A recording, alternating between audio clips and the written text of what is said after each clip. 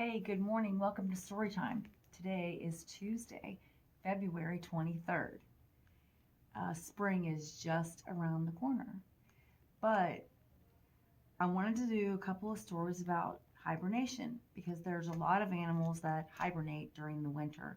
And so when spring comes along here in a few weeks, they start to wake up and come out. And um, one book I've always loved is Bear Snores On.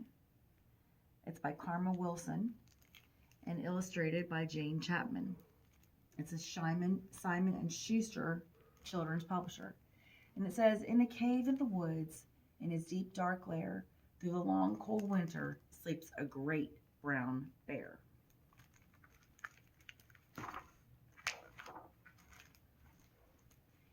In a cave in the woods, in his deep dark lair, through the long cold winter, sleeps a great brown bear.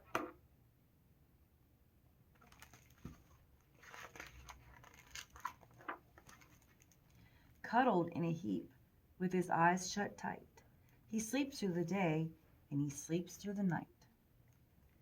The cold wind howls, and the night sounds growl, but the bear snores on.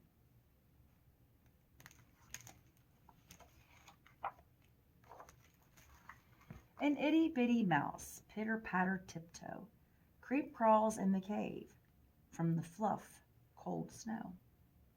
Mouse squeaks, too damp, too dank, too dark. So he lights wee twigs with a small, hot spark.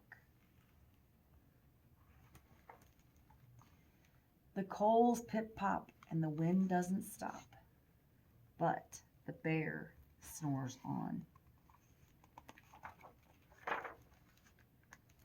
Two glowing eyes sneak peek in the den. Mouse cries, "Who's there?" And a hare hops in. "Oh, Mouse," says Hare, "long time no see." So they pop white corn and they brew black tea.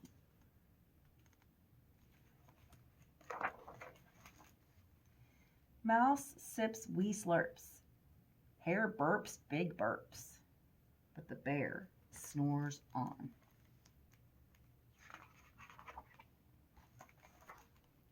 A badger scuttles by, snuffs at the air. "I smell yummy yums, perhaps we can share." "I've brought honey nuts," Badger says with a grin. "Let's divvy them up, cozy down and dig in."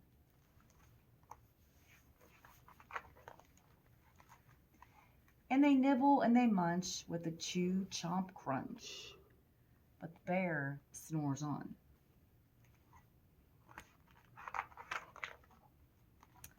A gopher and a mole tunnel up through the floor. Then a wren and a raven flutter in through the door. Mole mutters, "What a night! What a storm!" twitters wren, and everybody clutters in the great bear's den.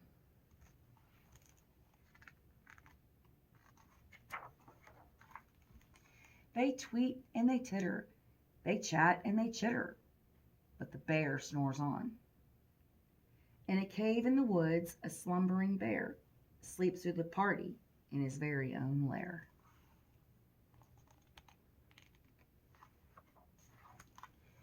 Hare stokes the fire, Mouse seasons the stew, then a small pepper fleck makes the bear achoo! He blows and he sneezes, and the whole crowd freezes. And the bear wakes up. The bear gnarls and he snarls. Bear roars and he rumbles. Bear jumps and he stomps. Bear growls and he grumbles.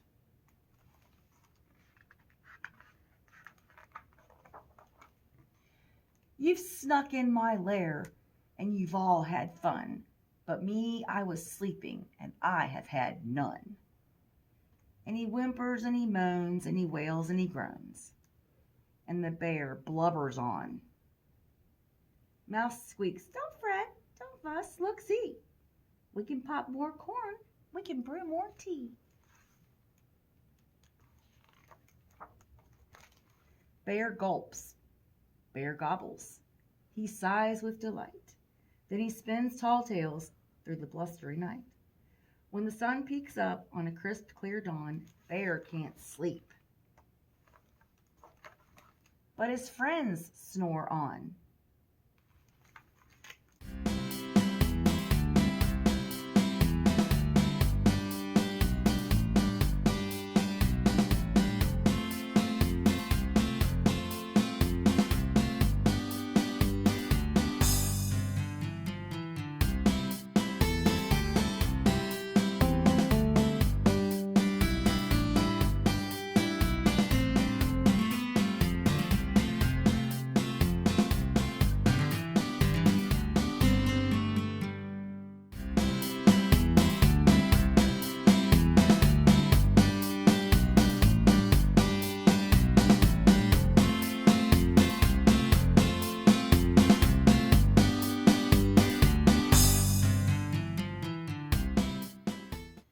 Okay, here's another favorite book of mine, Old Bear by Kevin Henkes.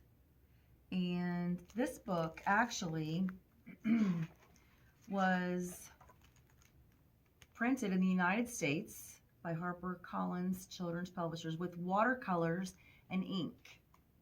So that's how they made the art. And like I said, the name of the book is Old Bear. By the time Old Bear fell asleep for the winter, it was snowing hard.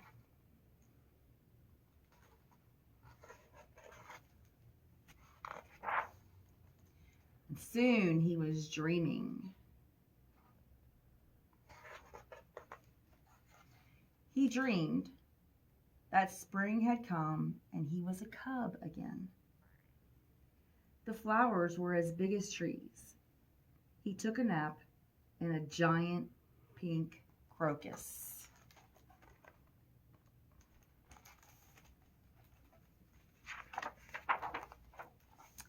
Then he dreamed that it was summer. The sun was a daisy, and the leaves were butterflies. Part of the sky clouded over, and it rained blueberries. Bears love blueberries. Next, he dreamed of autumn. Everything was yellow and orange and brown, even the birds and the fish and the water.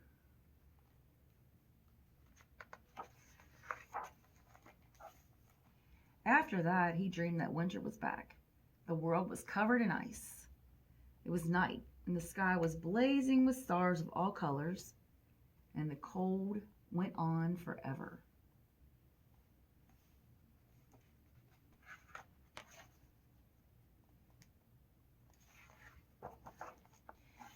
Old Bear slept and dreamed, and he dreamed and he slept.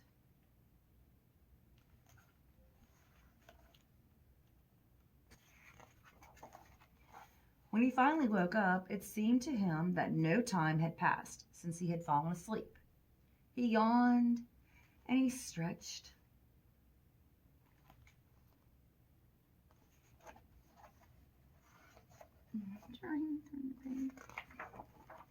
He poked his head out of his den to see if it was still snowing.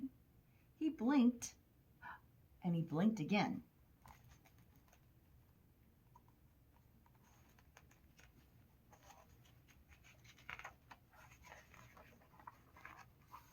And when Old Bear walked out into the beautiful spring day, it took him a minute to realize that he wasn't dreaming at all.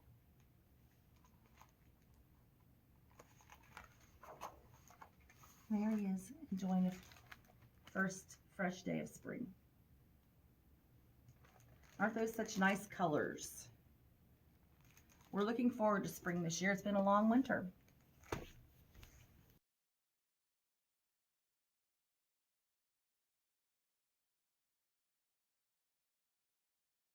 The name of this book is Don't Wake Up the Bear by Marjorie Dennis Murray, illustrated by Patricia Whitman. And it's from Amazon Children's Publishing.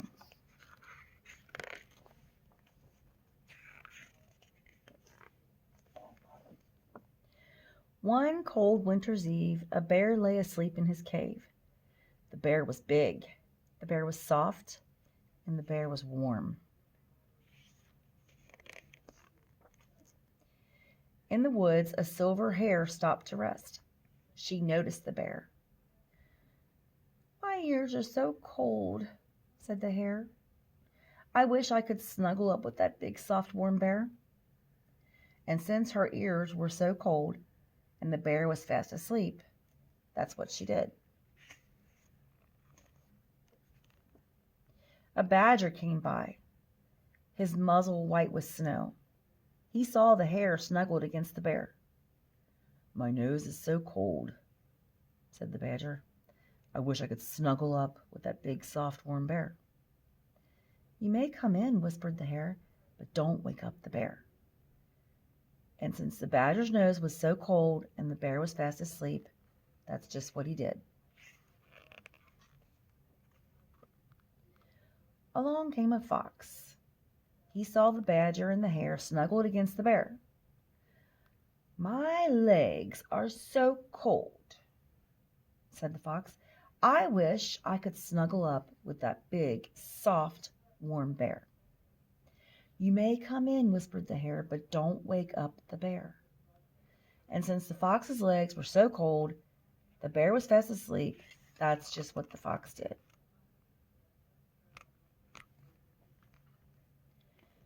A squirrel scampered out of his tree. He saw the fox and the badger and the hare snuggled against the bear. "My toes are so cold," said the squirrel. "I wish I could snuggle up with that big, soft, warm bear." "You may come in," whispered the hare, "but don't wake up the bear." And since the squirrel's toes were so cold and the bear was fast asleep, he did.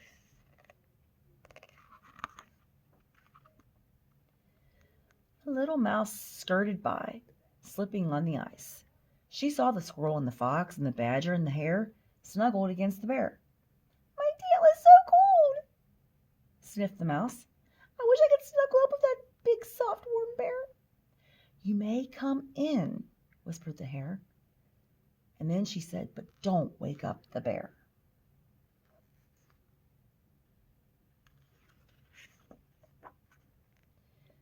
And since the bear's ear looked so soft and the bear was fast asleep, she did.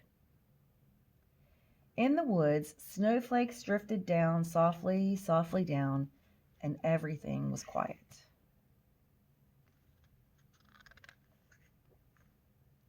Until, from deep within the darkness and the comfy, cozy softness, there came a little sniffle.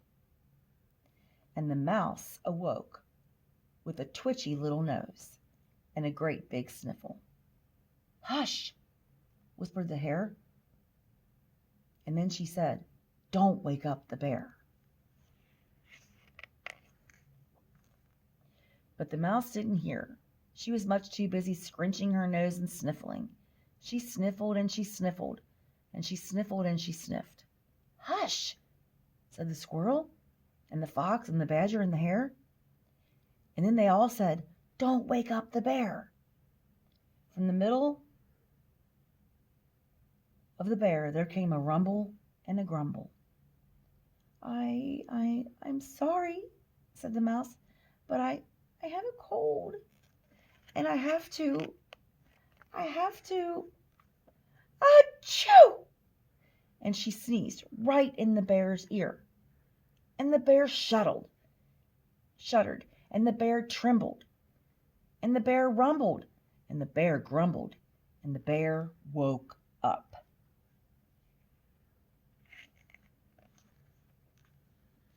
And he was very hungry, and he looked around. He saw a mouse, he saw a squirrel, he saw the fox, he saw the badger, and he saw the hare. And then he opened his huge bare mouth. And he growled the loudest growl you ever heard from a bear. The mouse froze with terror. "Run, little mouse!" shouted the squirrel and the fox and the badger and the hare. "He's hungry!" This time the little mouse listened, for she couldn't help but hear. And away they all ran, the mouse, the squirrel, the fox, the badger, and the hare, slipping and sliding through the woods as fast as they could go.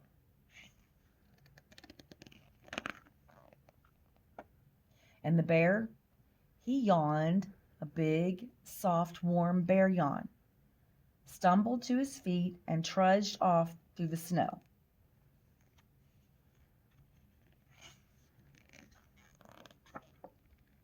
To find something to eat.